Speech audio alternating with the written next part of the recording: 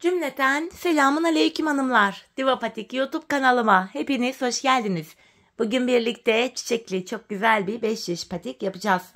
Ben patiğimde yeşil, mavi, sarı ve beyaz olmak üzere normal patiklik iplerden kullandım. Şişlerim 3 numara. Hemen sizlere modelimi de gösteriyorum. İşte hanımlar, modelimiz bu şekilde. Gördüğünüz gibi çiçekli. Harika bir model oldu. Patiğimin burun ve arka kısmında mavi kullandım. Çiçeklerimde de sarı ve yeşil rengimi kullandım. Sizler dilediğiniz renklerle patiğinizi yapabilirsiniz. Hanımlar, bu patik benim elimin ölçülerine göre 37, 38 ve 39 numara ayaklar için uyumlu oldu. Hemen patiğimize başlayalım. Mavi ipim ile başlayacağım hanımlar patiğime. 12 ilmek olarak öncelikle 12 ilmeğimi atıyorum. Şu birinci ilmeğim, 2, 3, 4, 5, 6, 7, 8, 9, 10, 11 ve 12. 12 ilmeğimi attım. Geri dönüyorum. Geri döndüğümüzde arka yüzdeyiz. Kenar ilmeğini örmeden alıyorum. Arka yüzde ilmeklerimi ters olarak örüyorum. İlk sırada ilmeklerimiz ters örülüyor. Bu şekilde sonuncu ilmeğimi de ters ördüm. Geri dönüyorum, ön yüzdeyim. Şimdi düz örgü uygulaması yapacağız. 5 şişe geçeceğiz. Kenar ilmeğini aldım.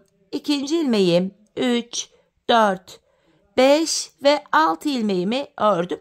Kalan 6 ilmeğimi de diğer şişimle örüyorum. 12 ilmeğimi 6'şar 6'şar 2 şişime paylaştırdım. Şimdi hiç geri dönmeden ilk başladığımız yerlerden ilmekler çıkaracağız. İlk ilmeğimi hemen şu kenara girerek, ilmeğin iki kanadına birden girerek çıkarttım. Devamında ilmek çıkartabilmek için de tığımdan yardım alıyorum. Başlangıç yerleri biraz sık olduğu için şöyle tığımla ilmek çıkarıyorum. Başlangıç yerinden şişime takıyorum. Başlangıç yerine ilmeğin iki kanadına birden girerek ilmek çıkartalım. Patik burnumuz daha sağlam oluyor. 5 ilmek oldu burada. Bir ilmek daha çıkartıyorum. 6. Şimdi bir 6 ilmek daha çıkaracağım. Onu da 4. şişime takacağım. Şu birinci ilmeğim. Şöyle yarım geldi. Düzelttim. Şu ikinci ilmeğim. Devam ediyorum. Şu üçüncü ilmeğim. 4. 5 ve şu kenara girip bir ilmek de buradan çıkarttım. 6. 4 şimdi de hanımlar 6'şar ilmeğim oldu. Şimdi bir sıra ilmeklerimi düz öreceğim. 5 şiş patikte bir sıra dediğimiz olay şudur. 4 şişimizdeki ilmeklerimizi de örüp tamamlayınca bir sıra örmüş oluyoruz. İlk şişimdeki ilmeklerimi ördüm. Boşalan şişimizi de sıradaki şişteki ilmekleri örüyoruz. Şimdi de ikinci şişimdeki ilmeklerimi örüyorum. Üçüncü şişime geldim. Buradaki 6 ilmeğimi de yine düz örüyorum. 4. şişime geldim. Buradaki ilmeklerimi de öreceğim. Böylece bir sıra tamamlamış olacağız.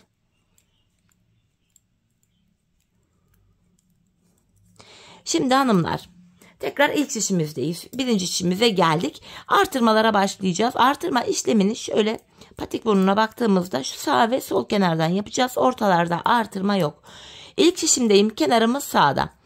Birinci şişimde 2 ilmek örüyorum. Ardından ikinci ilmeğimin altındaki şu ilmeğimin kenarına girdim. Buradan aldığım ilmeğimi de düz örüyorum. Kalan 4 ilmeğim düz örülüyor. İlk şişimde 7 ilmek oldu. Bu aşamada şişleri karıştıranlar varsa da şu ilk şişin altına küçük bir iğne ya da ip takarak şişin yerini belli edebilirler. Böylece karışıklık yaşamazsınız. İkinci şişime geldim. Kenar solda. Son 2 ilmeğim kalana kadar öreceğim. Ve sondan ikinci ilmeğimin altındaki hemen şu ilmeğimin kenarına girip buradan aldığım ilmeğimi de düz örüyorum. Kalan 2 ilmek düz örülüyor. Burada da 7 ilmek oldu. Üçüncü şişime geldim. Kenar başta. 2 ilmek örüyorum. İkinci ilmeğimin altındaki şu ilmeğimin kenarına girdim ve buradan aldığım ilmeğimi de düz ördüm. Kalan 4 ilmeğimi de düz örüyorum. İlk 3 şişimde 7'şer ilmeğim oldu. 4. ve sonuncu şişimdeyim. Kenar solda. Son 2 ilmeğim kalana kadar örüyorum. Sondan ikinci ilmeğimin altında şu ilmeğimin kenarına girip buradan aldığımı da düz ördüm. Kalan 2 ilmeğimi de düz örüyorum. Böylece 4 şişimizde de 7'şer ilmeğimiz oldu. Bir sıra artırma yaptık. Şimdi bir sıra artırma yapmayacağım. 4 şişimdeki 7 ilmeğimi de düz öreceğim. 5 şiş patik burnunda bir sıra artırma yaparken bir diğer sıra artırma yapmıyoruz. Sebebi şu. Her sıra artırma yaparsak şayet patik burnumuz bir anda açılma yapar ve hoş bir görüntü olmaz. 3. şişime geldim. 3 ve 4. şişimdeki ilmeklerimi de düz öreceğim. Bu düz ilmeklerimi örerken artırma işlemini sizlere kısaca tekrar etmek istiyorum. Artırma işlemini 1. ve 3. şişimizde ilk 2 ilmeği ördükten sonra yapıyoruz. 2. ve 4. şişimizde de son 2 ilmek kalana kadar örüp öyle artırıyoruz. Evet hanımlar, bir sıra ilmekleri düz ördük. Tekrar artırma zamanı. Yine ilk şişimdeyim. Kenar başta. 2 ilmek örüyorum. Ve ikinci ilmeğimin altındaki şu ilmeğimin kenarına girip buradan aldığımı düz ördüm. Kalan 5 ilmeğimi de düz örüyorum. Böylece birinci şişimizde 8 ilmeğimiz oldu. İkinci şişime geldim. Kenar solda. Son 2 ilmeğim kalana kadar öreceğim. Sondan ikinci ilmeğimin altına şuraya girerek buradan aldığım ilmeği de düz ördüm. Kalan 2 ilmeğimi de düz örüyorum. Burada da 8 ilmeğim oldu. 3. şişimdeyim, kenar başta. 2 ilmek örüyorum. Ardından ikinci ilmeğimin altındaki şu ilmeğimin kenarına girdim ve buradan aldığımı da düz ördüm. Kalan 5 ilmeğim de düz örülüyor. İlk 3 şişimde 8'er ilmeğim oldu. 4. ve sonuncu şişimdeyim, kenar sol tarafta. Son 2 ilmek kalana kadar öreceğim. Sondan ikinci ilmeğimin altına girdim ve buradan aldığımı da düz ördüm. Kalan 2 ilmeğim düz örülüyor. 4 şişte de 8'er ilmek oldu. Bir sıra artırma yaptık. Şimdi bir sıra 4 şişimdeki 8 ilmeğimi düz öreceğim, artıracağım. Düz öreceğiz, artıracağız. Böyle patiğimizin burnunu tamamlayacağız. Hanımlar, ben bu patiğimde her bir şişimde 14'er ilmek olana kadar artırdım. Ardından modelime başladım. Şimdi hep birlikte artırmaları yapalım gelelim. Ardından birlikte modele başlayalım. Evet hanımlar, her bir şişimde 14'er ilmeğim olana kadar artırmalarımı yaptım, geldim. Şimdi modele başlayacağız. Artırmadan sonra bir sıra düz örmedim. Hemen modele geçeceğiz çünkü. Şimdi öncelikle beyaz ipimi de hazırladım. Patiğimizin burun kısmındaki desenimize başlıyoruz. Öncelikle hanımlar, ilk 3 ilmeğimi mavi ipim ile ördüm. Mavi ile. Sonrasında şöyle beyazımı alıyorum. Buraya bir tane beyaz örüyorum. Patiğimiz sökülmesin diye şu beyaz ipimin ucunu maviye düğümleyeceğim. 2 tane düğüm attım. Modelin devamı şöyle ilerleyecek hanımlar. 3 tane mavi örüyorum. Bir tane beyaz örüyorum. 3 tane mavi, bir beyaz. Yine 3 tane mavi örüyorum. İkinci şişimden devam edeceğim. 4 şişte de aynı işlemi tekrar edeceğiz. 3. mavimi ikinci şişimden alarak ördüm. Bir beyaz. 3 tane mavi, bir tane beyaz. 3 mavi, bir beyaz. 3 mavi, bir beyaz. 3. şişime geldim. Devam ediyorum. 3 mavi, bir beyaz. 3 mavi, bir beyaz. 3 mavi, bir beyaz. 3 ilmek mavi, bir beyaz. 3 mavi, bir beyaz. 3 mavi, bir beyaz. 3 mavi ve son bir ilmeğimi beyaz ile ördüm. Bu modelde ilk sırayı tamamladık. Şimdi geldik modelde ikinci sıramıza. Bu sıramızda hanımlar yapacağımız işlem şu: ilk ilmeğimi beyaz ile örerek başladım. Yanına bir tane mavi ördüm. İlk beyaz, yanına bir mavi ördüm. Tekrar beyaz ipimi alıyorum. Modelin devamında 3 beyaz, 1 mavi olacak şekilde ilmekleri örüyoruz. Bakın 3 ilmek mavi, 1 beyaz. 3 ilmek beyaz, 1 mavi örüyoruz. Şeklimiz şu. 3 beyazdan sonra 1 mavi ördüm. İkinci şişimizde 3 beyaz diye devam edecek. Diğer 3 şişimizdeki ilmekleri de yine 3 beyaz 1 mavi olacak şekilde öreceğiz. Şimdi bu şekilde diğer 3 şişimizi tamamlayalım gelelim. Evet, diğer 3 şişimi de ördüm geldim. Şimdi tekrar ilk şişimdeyim. Modelimizde 3. sıramız hanımlar. Bu sıramızda ilk 3 ilmeğimi beyaz ile örüyorum. 3 ilmek beyaz ördüm. Yanına bir tane mavi örüyorum. Modelin devamında 3 beyaz 1 mavi olacak şekilde ilmeklerimizi örüyoruz. 3 beyaz 1 mavi. Yeniden 3 beyaz öreceğiz. Ortaya 1 mavi. Bakın şeklimiz şöyle. Diğer 3 şişimizi de hanımlar aynı şekilde örelim ve gelelim. Evet hanımlar, diğer 3 şişimizi de aynı şekilde ördüm geldim. Şimdi tekrar ilk şişimizdeyiz. Patik burnundaki bu minik desenimizi bitirdik. Şimdi ilmeklerimizin tamamını beyaz ipim ile öreceğim. Artık hanımlar burada mavi ipimizi ben keseceğim, arkaya düğümleyeceğim. Sonrasında bu bölümde tekrar ekleyeceğim. Hani dilerseniz kesmeye de bilirsiniz. Fakat ben bu orta çiçekleri yaparken ip elime dolaşmasın diye keseceğim. Sonra tekrar arka bölüme geçince ekleyeceğim. Bu şekilde ilmeklerin tamamını bu sıramızda beyaz ile örüyoruz. İlk şişimdeki ilmeklerimi ördüm. Şimdi hanımlar 4 şişimizdeki ilmeklerimizi de 2 sıra boyunca, 2 sıra derken 4 şişimizi bir kere dolanacağız beyaz ile, ardından bir kere daha dolanacağız, 2 sıra olacak. Bu şekilde 2 sıra örelim gelelim. Evet hanımlar, ilmeklerimi 2 sıra beyaz ipim ile ördüm geldim. Şimdi yeşil ipimi de alıyorum. Çiçeğimize başlayacağız. Çiçeğimiz 15 sıradan oluşuyor hanımlar. İlk şişimde çiçeğimin ilk sırasına başlayacağım. Öncelikle ilk ilmeğimi beyaz ile ördüm. Ardından yeşil ipimi ekliyorum çiçeğimiz için. Buraya bir tane yeşil ördüm. Hemen bir yeşilden sonra yine ipimin ucunu şöyle beyazıma düğümlüyorum. İlk ilmeğimi beyaz ile ördüm. Yanına bir yeşil ördüm. Şimdi ilk çiçeğimizin yaprağını yapacağız. Bir yeşil, 2 beyaz, 1 yeşil, 2 beyaz, 1 yeşil. İlk çiçeğimiz bu hanımlar. 1 yeşil, 2 beyaz, 1 yeşil, 2 beyaz, 1 yeşil. Çiçek aralarında bir tane beyaz ilmeğim var, ördüm. Hemen ikinci çiçeğimi yapacağım. 1 yeşil, 2 beyaz, 1 yeşil, 2 beyaz. Hemen ikinci şişimden devam edeceğim. İkinci beyazımı ördüm. Bir tane yeşil. İkinci çiçeğimizi de yaptık. Yine çiçek arası için bir tane beyaz örüyorum. Üçüncü çiçeğim. 1 yeşil, 2 beyaz. 1 yeşil, 2 beyaz, 1 yeşil. Model arası için bir tane beyazım var. Dördüncü çiçeğimi yapıyorum. 1 yeşil, 2 beyaz. Üçüncü şişimdeyim. 1 yeşil, 2 beyaz, 1 yeşil. Çiçek arası için bir ilmek beyaz ördüm. Beşinci çiçeğimi yapacağım.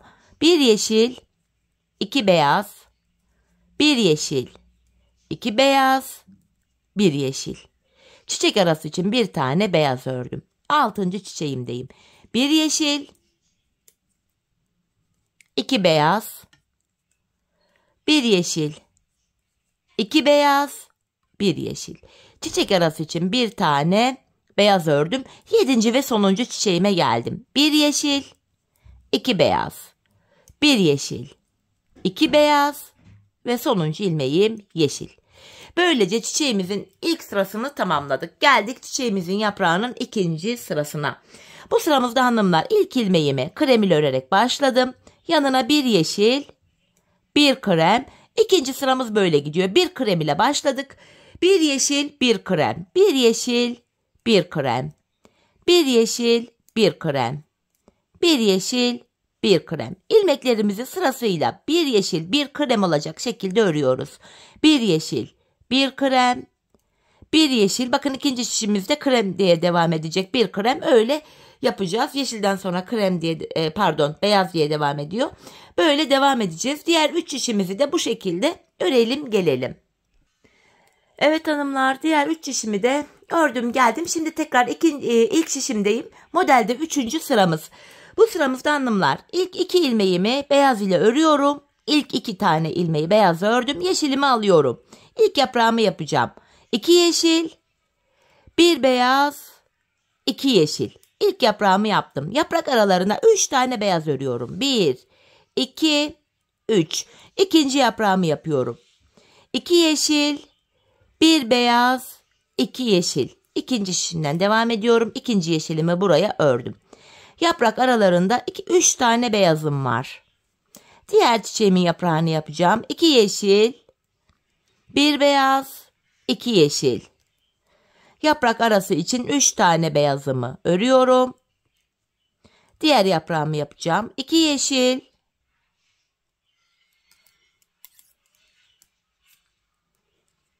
1 beyaz, 2 yeşil.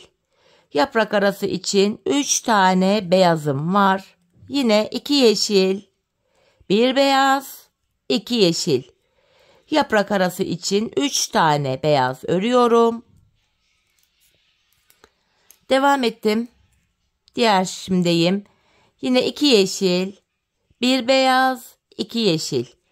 Yaprak arası için buraya 3 tane beyaz örüyorum. Diğer yaprağımı yapacağım. 2 yeşil, 1 beyaz, 2 yeşil. Ve burada kalan son ilmeğimi beyaz ile ördüm. 3. sırayı tamamladık. Geldik 4. sıramıza hanımlar. Bu sıramızda ilk ilmeğimi beyaz ile örerek başlıyorum. Şimdi ilk yaprağımı yapacağım. 2 yeşil, 1 beyaz, 1 yeşil, 1 beyaz, 2 yeşil. Bakın ilk yaprağımız bu şekilde yapılıyor. Yaprak aralarında yine bir tane beyazım var. İkinci yaprağımı yapacağım. 2 yeşil, 1 beyaz, 1 yeşil, 1 beyaz, 2 yeşil örüyorum. Yine yaprak arası için bir tane beyazım var. Diğer yaprağıma geçtim. 2 yeşil, 1 beyaz, 1 yeşil, 1 beyaz, 2 yeşil. Yaprak arası için bir beyazımı ördüm. Diğer yaprağıma geçtim. 2 yeşil, 1 beyaz. 3. şişimdeyim. 1 yeşil, 1 beyaz, 2 yeşil. Yine yaprak arası için bir tane beyazımı ördüm. Diğer yaprağıma geldim. 2 yeşil, 1 beyaz, 1 yeşil, 1 beyaz, 2 yeşil. Yaprak arası için bir beyazımı ördüm. Diğer yaprağımı yapacağım. Yine 2 yeşil, 4. şişime geçtim. 2. yeşilimi ördüm. 1 beyaz, 1 yeşil, 1 beyaz, 2 yeşil. Yaprak arası için bir beyazım var. Son yaprağımı yapıyorum. 2 yeşil, 1 beyaz, 1 yeşil, 1 beyaz, 2 yeşil. Evet, yaprağımızda 4. sıramızı tamamladık. Şimdi geldik 5. sıramıza. Yani yaprağımızın bu son sırası oluyor hanımlar. Bu sıramızda ilk ilmeğimi beyaz ile ördüm. Şimdi ilk yaprağımı yapacağım hanımlar. 1 yeşil, 2 beyaz, 1 yeşil, 2 beyaz, 1 yeşil. Yaprağımızın ilk sırasıyla 5. sırası aynı yapılıyor. Bu şekilde ilk yaprağı yaptık. Arada bir beyazım var. 1 yeşil, 2 beyaz, 1 yeşil, 2 beyaz. İkinci beyazımı ikinci şişimden alarak ördüm ve 1 yeşil. Yaprak arası için bir beyazım var. 1 yeşil, 2 beyaz, 1 yeşil, 2 beyaz, 1 yeşil. Yaprak arasında bir beyazım var. Devam ediyorum. 1 yeşil, 2 beyaz, 1 yeşil, 2 beyaz, 1 yeşil. Yaprak arası için bir beyazım var.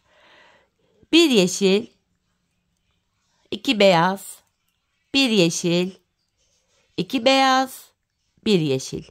Yaprak arası için bir tane beyazım var. Diğer yaprağıma geçtim. 1 yeşil,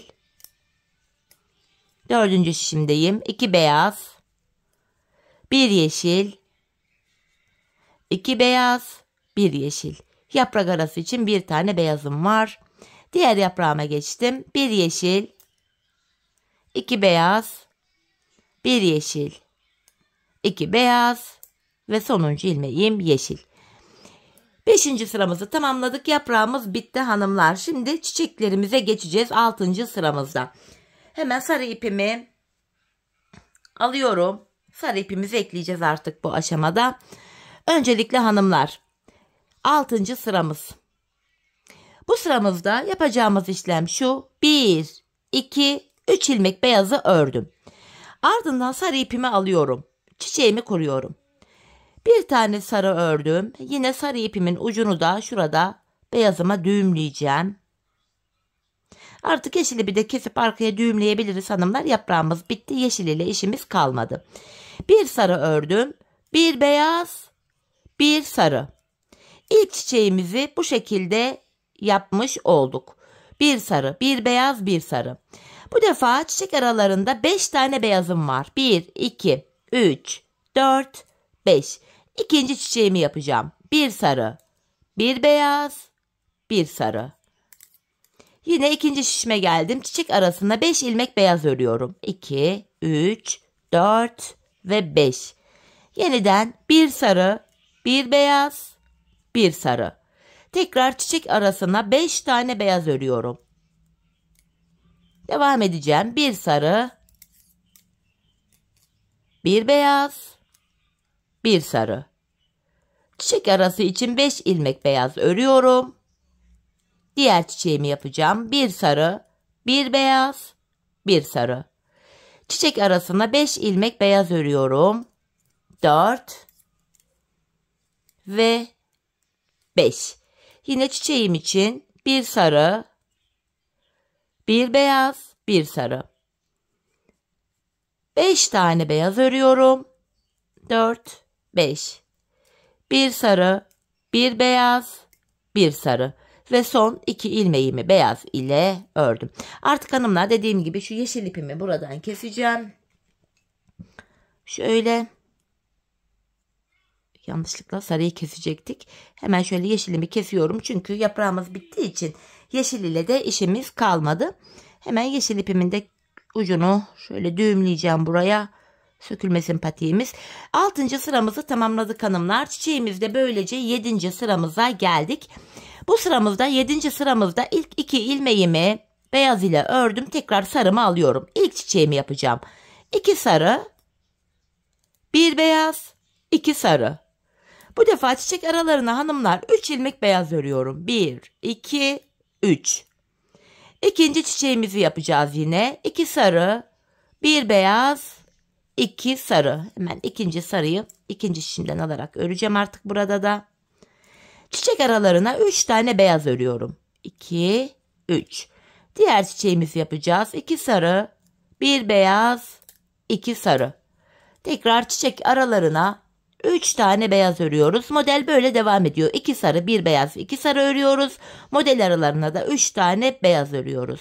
Bakın 2 sarı ördüm. 3. şişimizde 1 beyaz, 2 sarı öreceğiz. 3 beyaz. Aynı işlemi diğer çiçeklerde de yapacağız. Diğer 2 şişimizdeki çiçekleri de aynı şekilde örelim gelelim. Evet hanımlar, diğer 2 şişteki çiçeklerimi ördüm geldim. Şimdi de modelde 8. sıramız. Bu sıramızda ilk ilmeğimi beyaz ile örüyorum. Devamında 3 beyaz, pardon, ilk ilmeğimi beyaz ile ördüm. 3 sarı, 1 beyaz, 3 sarı, çiçek arası için 1 beyaz, 3 sarı, 1 beyaz, 3 sarı, 1 beyaz diye devam ediyor. Bakın şeklimiz bu. 3 sarı, 1 beyaz. Diğer 3 şişimizi de bu şekilde örelim gelelim. Evet hanımlar, diğer 3 şişimi de size anlattığım gibi ördüm geldim. Şimdi tekrar birinci şişimizdeyiz. Modelde 9. sıramızı yapacağız. Bir önceki sırada yaptığımız işlemin aynısını yapıyoruz. 1 beyaz ile başladım. 3 sarı, 1 beyaz, 3 sarı, 1 beyaz, 3 sarı, 1 beyaz, 3 sarı diye devam edecek 9. sıramız. Diğer 3 şişimizi de örelim gelelim. Evet, 9. sıramızı tamamladım geldim hanımlar. Şimdi 10. sıradayız. Yine aynı işlemi yapacağız. 1 beyaz, 3 sarı, 1 beyaz, 3 sarı, 1 beyaz, 3 sarı, 1 beyaz, yine 3 sarı diye devam ediyor. 10. sıramız böyle. Diğer 3 şişimizi de örelim gelelim. Evet hanımlar, ilmeklerimi ördüm geldim. Şimdi de modelimizde 11. sıradayız. Bu sıramızda ilk ilmeğimi beyaz ile örüyorum. Şimdi ilk çiçeğimizi şöyle yapacağız. 2 sarı, 1 beyaz, 1 sarı, 1 beyaz, 2 sarı. Bakın ilk çiçeğimizi bu şekilde kurduk. Şeklimiz böyle. Yine çiçek arasında hanımlar bir ilmek beyazım var. İkinci çiçeğimi yapacağım. 2 sarı, 1 beyaz, 1 sarı, 1 beyaz. İkinci şişimden devam ediyorum. 2 sarı. Yine çiçek arasına bir tane beyaz örüyorum. Diğer çiçeğimi yapacağım. 2 sarı, 1 beyaz, 1 sarı, 1 beyaz, 2 sarı. Çiçek arasına bir beyazımı ördüm. Yine diğer çiçeği de aynı şekil yapacağız. 2 sarı, 1 beyaz. Üçüncü şişimden devam ediyorum. 1 sarı, 1 beyaz, 2 sarı. Çiçek arasında bir beyazım var. Diğer çiçeğime geldim. 2 sarı, 1 beyaz, 1 sarı, 1 beyaz, 2 sarı. Çiçek arasında bir beyazım var. Diğer çiçeğimi yapıyorum. 2 sarı.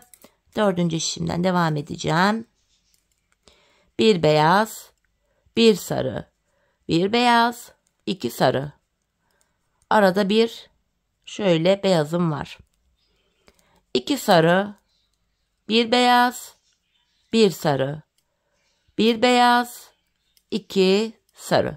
11. sıramızı da tamamladık. Geldik modelde 12. sıramıza.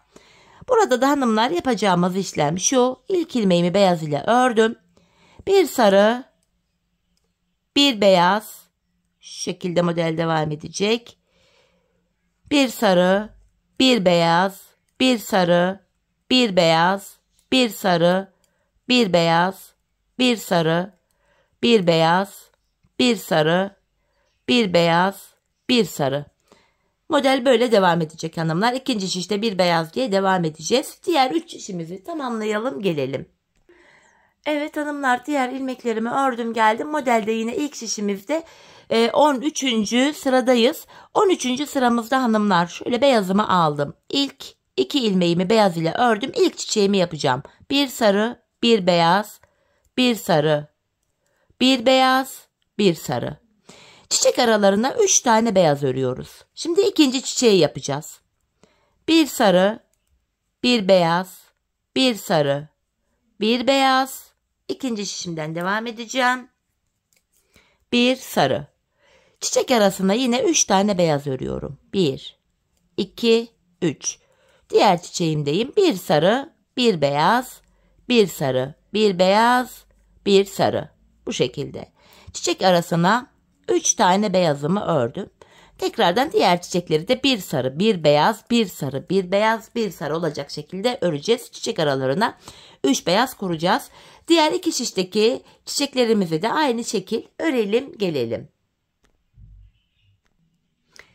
Evet hanımlar, ilmeklerimi ördüm geldim. Modelde 14. sıradayız şu anda. Bu sıramızda ilk 3 ilmeğimi beyaz örüyorum. Sarıyı aldım. İlk çiçeğimi yapıyorum. 1 sarı, 1 beyaz, 1 sarı. İlk çiçeğimi yaptım. Model arasında bu defa 5 beyazım var. 2, 3, 4, 5. İkinci çiçeğimi yapacağım. 1 sarı, 1 beyaz, 1 sarı. Şimdi 5 beyaz olarak model arasını öreceğiz. Sonra diğer çiçeğimizde de 1 sarı, 1 beyaz, 1 sarı. Bu şekilde devam edeceğiz. Çiçek aralarında dediğim gibi 5'er beyazımız var. Diğer 3 çiçeğimizdeki çiçeklerimizi de örüp gelelim. Evet hanımlar, modelimizde şimdi 15. ve sonuncu sıramıza geldik. Bu sıramızda da yapacağımız işlem şöyle. İlk 4 ilmeğimi beyaz ile öreceğim. 1, 2, 3, 4. Tam ortaya bir tane sarı örüyorum. Modelin devamında da 7 beyaz 1 sarı olacak şekilde ilmekleri öreceğiz. 4. beyazım 5, 6 ve 7. Bir tane sarıyı örüyorum. Devamında yine 7 beyaz 1 sarı diye devam edecek. İkinci şişimizden böyle devam edeceğiz. Şeklimiz bu. Şimdi hanımlar, diğer 3 şişimizdeki ilmeklerimizi de bu şekilde örelim gelelim. Evet hanımlar, ilmeklerimi ördüm geldim, artık çiçeğimizi bitirdik. Bu aşamada ilmeklerimizi artık beyaz ipimiz ile öreceğiz hanımlar, bu şekilde. Hanımlar artık sarı ipimizi de kesip düğümleyebiliriz. Çünkü sarı ile de işimiz kalmadı. Çiçeğimizi bitirdik. Şimdi 4 şişimizdeki ilmeklerimizi de 2 sıra boyunca beyaz ipimiz ile düz örelim gelelim. Evet hanımlar, ilmeklerimi 2 sıra boyunca beyaz ipim ile düz ördüm geldim. Şimdi patiğimizin üst bölümündeki şu deseni yapacağız. Alttakini tam tersine çevirip öyle yapıyoruz. Bu aşamada ilk 3 ilmeğimi beyaz ile örüyorum. 1, 2, 3. Mavimi aldım. Maviyi ekliyorum artık buradan. Bir tane mavimi ördüm. Şu iplerin uçlarını da hanımlar kestiğimiz, eklediğimiz arka bölüme yine gizleyelim. İpuçları görünmesin patiğimizin iç yüzünde. Hemen mavi ipimin ucunu düğümledim. Şöyle devam edeceğiz. 3 beyaz 1 mavi. Tekrar beyazımı aldım. 3 ilmek beyazımı örüyorum. 1 mavi. 3 beyaz. 1 mavi. Yine 3 beyaz 1 mavi diye devam edeceğiz. Diğer 3 şişimizi de örelim gelelim. Evet hanımlar, ilmeklerimi ördüm geldim. Şimdi modelde 2. sıradayız. Bu sıramızda da yapacağımız işlem şu. İlkini beyaz ile örüyorum. Yanına bir tane mavi. Bir beyaz ile başladım. Bir mavi ördüm. Devamında 3 beyaz 1 mavi olacak şekilde ilmeklerimizi öreceğiz. Bu şekilde.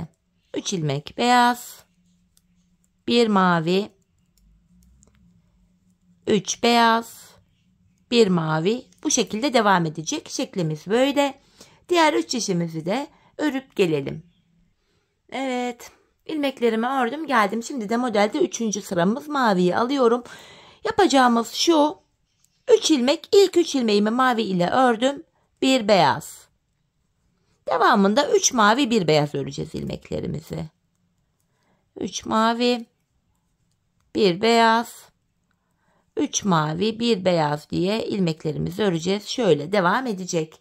Yine diğer 3 şişimizi de örüp gelelim. Evet hanımlar, ilmeklerimin hepsini ördüm geldim. Buradaki desenimizi de tamamladık. Şimdi artık ilmeklerimizin tamamını mavi ipimiz ile öreceğim. Artık beyazı da kesip arkaya düğümleyebiliriz. Çünkü artık patiğimizin devamında sadece mavi ipimizi kullanacağız. Bakın, ilk şişimdeki ilmeklerimi ördüm. Şimdi 4 şişimizdeki ilmekleri de 2 sıra 4 şişimizi dolanarak mavi ipimiz ile örelim gelelim.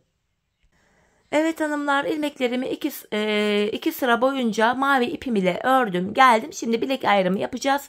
İlk şişimizdeyiz yine. 14 ilmeğim vardı. Şişimde son bir ilmek kalana kadar ilmeklerimi öreceğim. Yani 13 ilmeğimi örüyorum. Düz örgü yine burada. Bakın, son bir ilmek kaldı. Bunu örerken şöyle yapacağım. İkinci şişimden de bir ilmek alacağım. Bu 2 ilmeği şöyle birbiriyle yer değiştirdim tam ortada. Yer değiştirdiğim ilk ilmeğimi ilk şişimle örüyorum. Bilek ayrımında, yani burada ilmekleri yer değiştirerek ördük. Sebebi şu: bilek ayrımı yaptığımız yer daha sıkı ve sağlam oluyor. Patiğimizin arka bölümlerine geldik hanımlar. Bu bölümlerde kenarlara ben 8'er ilmek haroşa ördüm. Örgümüzün hem ön hem arka yüzünde düz örgü örünce haroşa oluyor. Hem ön hem arka yüzde ters örgü örünce yine haroşa oluyor. Ben örgümüzün her iki tarafında da düz örgü örerek haroşalarımı elde ediyorum. Şimdi şu ikinci şişimde ilk 8 haroşa ilmeğim düz örüyorum. 6, 7, 8. Kalan ilmeklerimi de yine düz örmeye devam edeceğim. Çünkü ön yüzdeyiz. Artık patiğimizin arka bölümüne geçtik hanımlar. Arka bölümde ön yüzde düz örgü, arka yüzde de ters örgü uygulaması yapacağız. Bilek ayrımına kadar öreceğiz. Ardından geri döneceğiz. Geri döndüğümüzde arka yüzde olacağımız için ilmeklerimizi ters öreceğiz. Bir diğer şişime geçtim. Tabana denk gelen bölüm. Yine buradaki ilmeklerimi de düz örmeye devam ediyorum.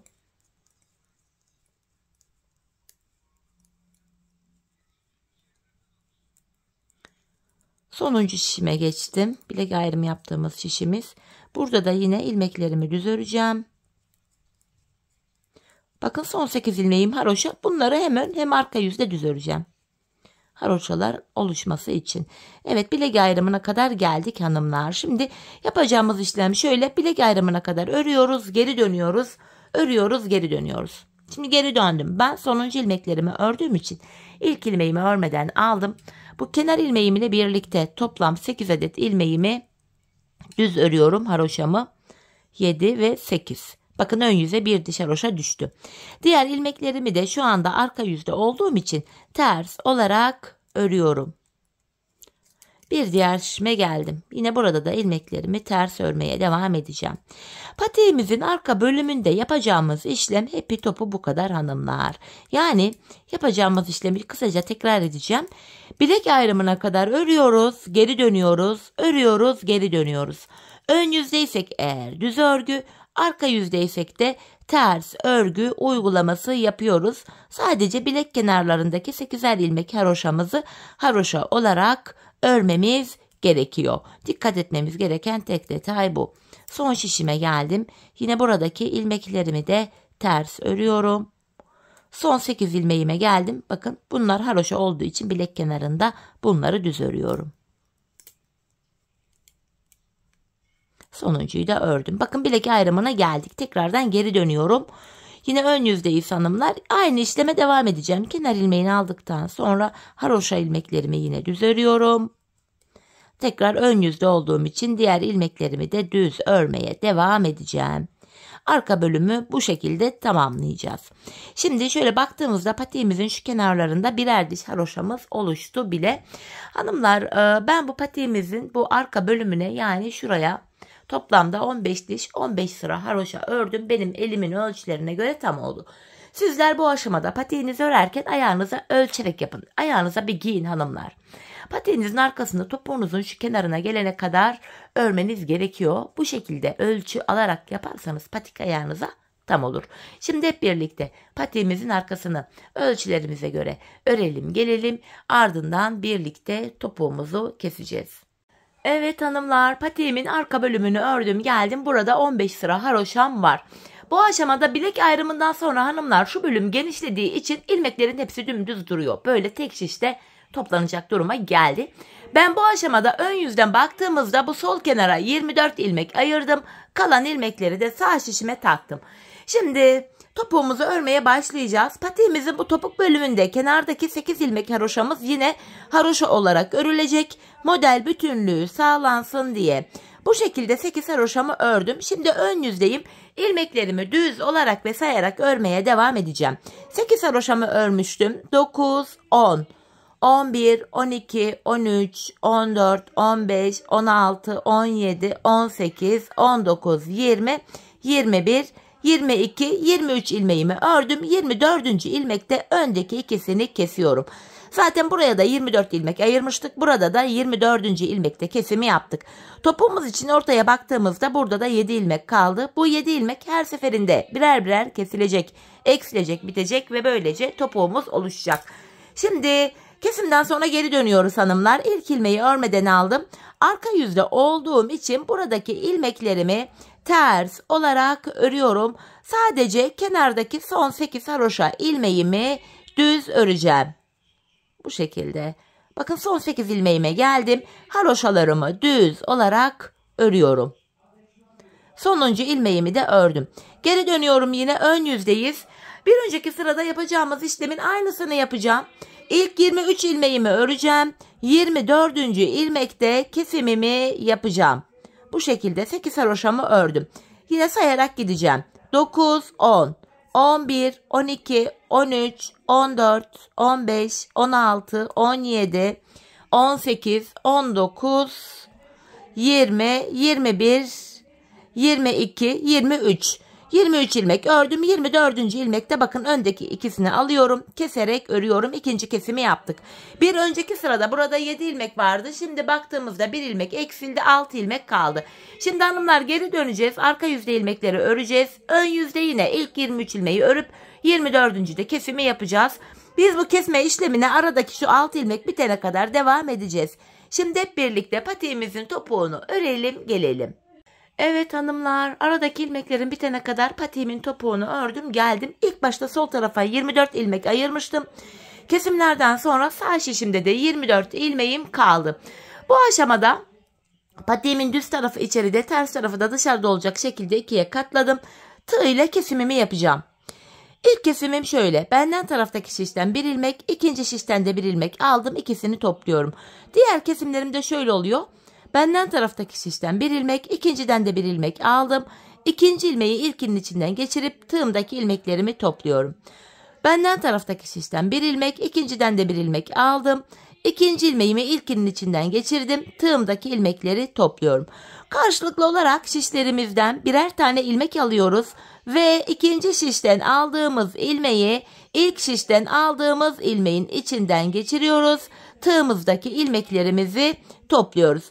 Her iki patiğimizin topuğu da aynı yöne, aynı şekilde kesiliyor hanımlar. Kesim işlemi bu. Kalan ilmekleri de aynı şekil keselim gelelim.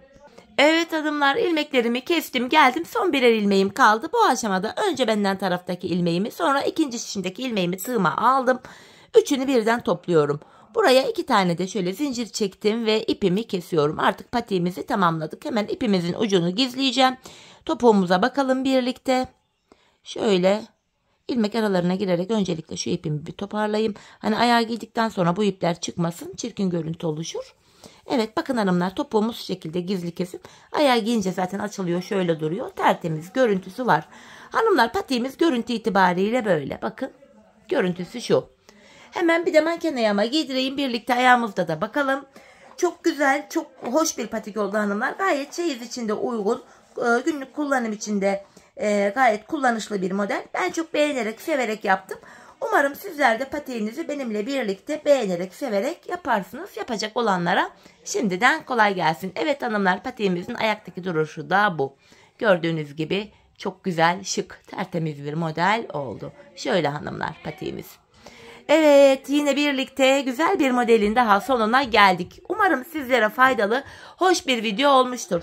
Yeni modellerde, yeni videolarda buluşmak dileğiyle. Şimdilik hoşça kalın, sağlıcakla kalın.